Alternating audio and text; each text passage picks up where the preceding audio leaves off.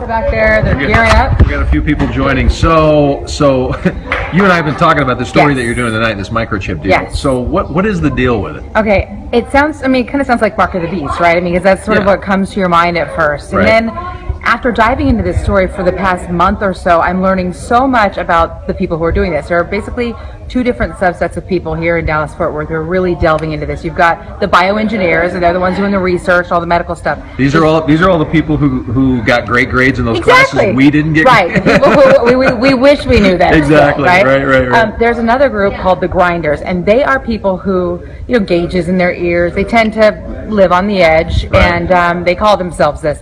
But there's By the way, Will Clark hasn't even heard all your explanation. He says no thanks already. Okay, all right. No thanks.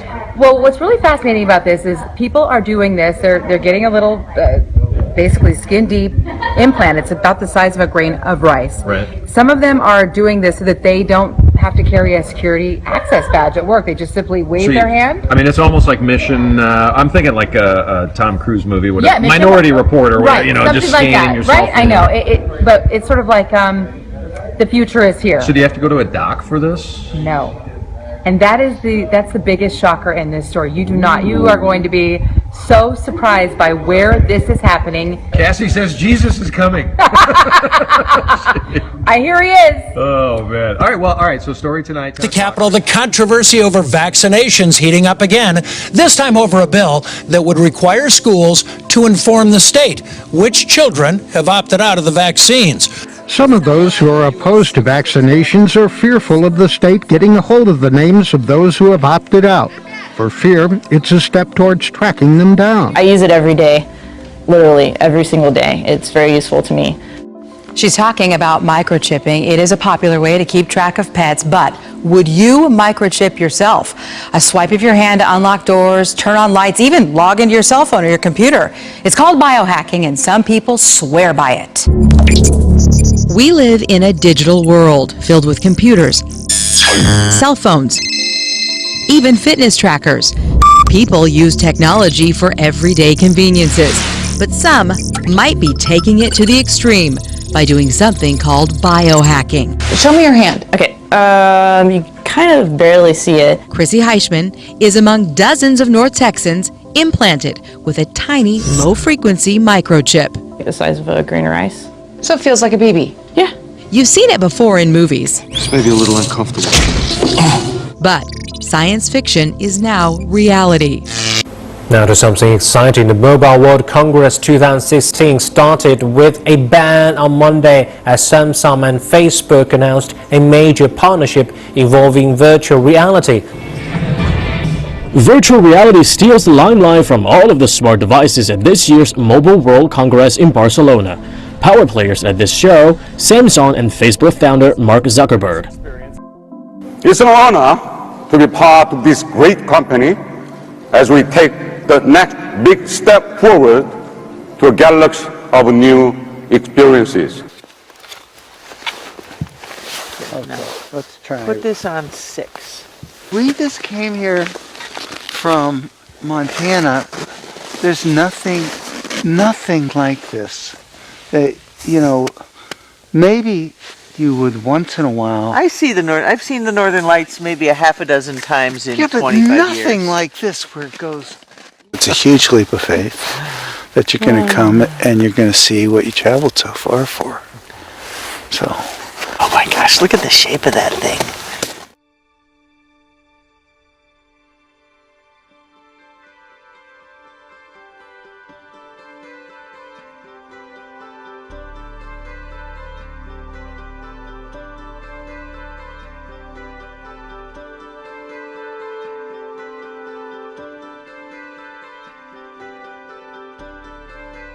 Now suspected in the largest mass bald eagle kill ever recorded in the state of Maryland. Well, birds are also at the center of a rare case on Maryland's eastern shore. In fact, Natural Resources Police say that they've never seen anything like it. 13 bald eagles dead in a farm field in Caroline County. The symbol of America is at the heart of a mystery. Saturday, a man walking an Eastern Shore farm field in Caroline County near Federalsburg found 4 dead bald eagles. He called Natural Resources Police to the scene. Officers found another 9 for a total of 13. walking in the woods looking at our deer stands. Just a normal day for Glenn breeding Saturday here in Federalsburg on the Eastern Shore. But that was all about to change when he found a dead bald eagle. And when I saw the first one, I didn't know what to think. And that's unusual. As a matter of fact, that's historic. What killed them is unknown. They were fairly recently dead. There was no sign of trauma. There's no sign of gunshot. Breeding spends a lot of time outdoors and has strong feelings about our nation's majestic bird. You think of America. I mean, I've got some statues of eagles, around, and it's our bird. It's our country. Yeah. And something or somebody has taken another piece of it away. One unusual thing to see on Interstate 680, dead crows on the shoulder. Now this is right near the Midlothian Boulevard exit going northbound. First News did call ODOT for information, and a spokesperson says crews will remove the dead birds from the road tomorrow. It's not sure how the birds ended up on the road. Sea lions keep turning up on San Diego beaches. This was the second sea lion pup found stranded right by the OB Pier in a matter of about 12 hours. But this time, the little guy made it through this opening in the seawall, and locals say he was headed for Newport Avenue. We have some video for you to show you him making his way toward the streets. Very adorable, but very dangerous. Locals here crowded around the little pup, trying to keep him safe. They called police. A devastating sight in Chile.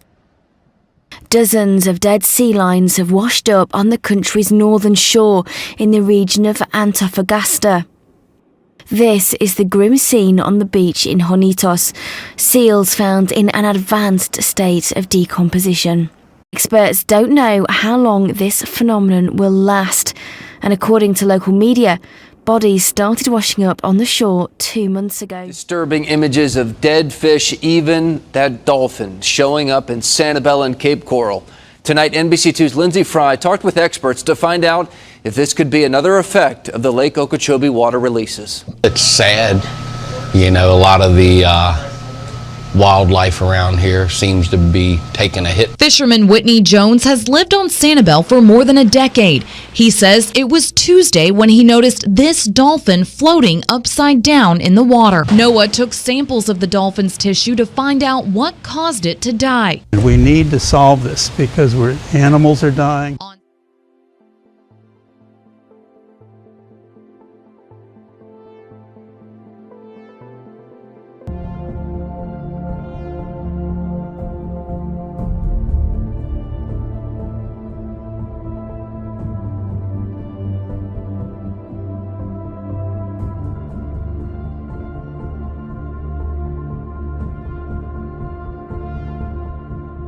Tonight, a partial ceasefire is supposed to take effect in Syria. If it does, it would be the first in the 5-year-old civil war there, but no one's holding out hope. We do know the guns will be quiet in one town south of Damascus because there's no one left to kill. Today, there are a few soldiers left guarding the ruins as the battle has moved on. There's just been an airstrike behind me. We're about 5 miles from the center of Damascus. Canisters filled with explosives rolled out of a chopper. They're cheap, but horribly inaccurate.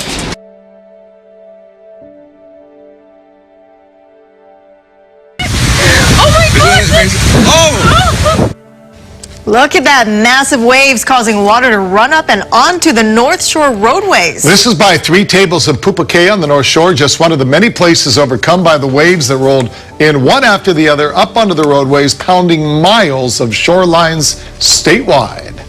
Good evening, everybody. It's all because the state took some unprecedented action by closing the highway today that kept people safe, all the way shut from Haleiwa to Turtle Bay. What once were sandy beaches are now just roots left exposed after being pounded by wave after wave. Driving down the road, it was pretty exciting to see the waves, and haven't seen it like this in a while.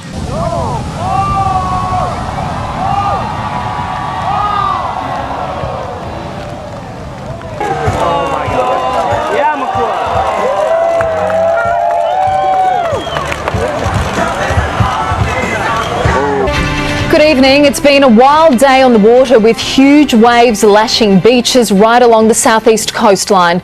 Despite repeated warnings and pleas, lifeguards were flat out performing rescues as the swimmers and surfers risked the cyclonic-like swell. Moffat Beach was closed too, though it didn't look it. It was like some kind of oversized washing machine. Mate, what's it like out there? Scary. The waves here at Moffat Beach are stupidly big, and there's a strange phenomenon going on. There is so much backwash here from when the water smashes into the rocks and then it rushes back. The water is sort of colliding with the waves as they come in. It was a spectacle that drew plenty of spectators.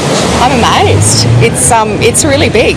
We've lived here for 10 years. I think it's one of the biggest I've seen. Even some of the offshore buoys clocked some of those waves at 6 metres. That's from peak to trough, so just huge. Yeah, I decided not to. Probably smart. Never seen it this bad here in all the years we've been here. But no, this is unbelievable.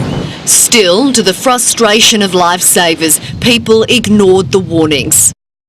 In the meantime, a lot of people are talking about this story today. An SUV in Memphis completely consumed by flames. In fact, the only item in that vehicle not singed by the fire, a copy of the Bible. Take a look. A Bible that was in the front seat of an SUV during a fiery crash was not damaged. Wow. This happened Sunday in Memphis, Tennessee. A driver sideswiped a man in a Jeep, causing him to lose control and crash. His Jeep burst into flames. Well, Good Samaritans, even a canine officer rushed to the rescue. Amazingly, a Bible that was in the front seat was the only item that police were able to recover from the fire. Oh, it looks completely untouched. Yeah. That is incredible. And the driver was able to escape unharmed too. So all the way around, incredible.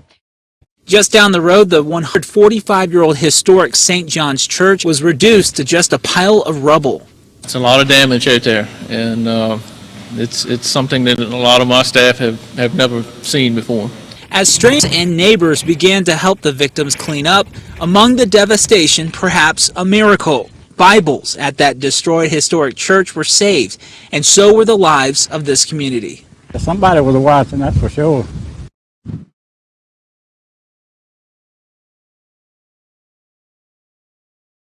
It was the scariest thing I've ever had to go through in my life. Josh Keith was in his RV Tuesday when the storms ripped through. This afternoon, he's back with his brother to collect what's left. He leaves empty-handed except for his mother's ashes and a Bible.